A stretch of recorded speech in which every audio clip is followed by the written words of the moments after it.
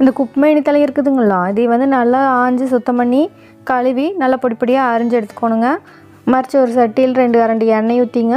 கடுகு, சீரகம், வெட்டி வச்சுருக்கிற வெங்காயமுங்க, சின்ன வெங்காயம் இருந்தால் அதையும் போட்டுக்கோங்க, நல்லாயிருக்கு. பச்சை மிளகா, வரமிளகா, பூண்டு எல்லாத்தையும் நல்லா இடித்து போட்டுங்க. நல்லா வேக விடுங்க. அந்த எண்ணெயிலே வேக விட்டதுக்கப்புறம் வெட்டி வச்சுருக்கிற ஒரு தக்காளியும் போட்டு அதையும் நல்லா கலந்து விட்டுங்க. தேவையான அளவுக்கு உப்பு, மஞ்சத்தூள் எல்லாம் போட்டுங்க.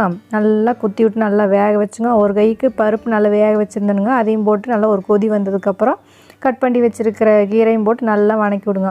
தேவைன்னா கொஞ்சம் தண்ணி ஊற்றி மூடி போட்டு மூடாமல் நல்லா வேக வச்சு எடுத்துக்கோங்க. நல்லா வெந்ததுக்கப்புறம் வெந்திருக்குதான்னு ஒரு தலையை பிடிச்சி நல்லா நசுக்கி பார்த்துட்டு நல்லா பருப்பாக முட்டி வச்சு நல்லா கடைஞ்சி எடுத்திங்கன்னா அருமையான குப்பைமேனி கீரை கடைசல் ரெடிங்க. நெஞ்சு சளியாவது இன்னொரு சளியாவது ஓடியே போயிருமுங்க. நீங்களும் ஒரு முறை செஞ்சு பார்த்துட்டு சொல்லுங்களேன் கமெண்டில்.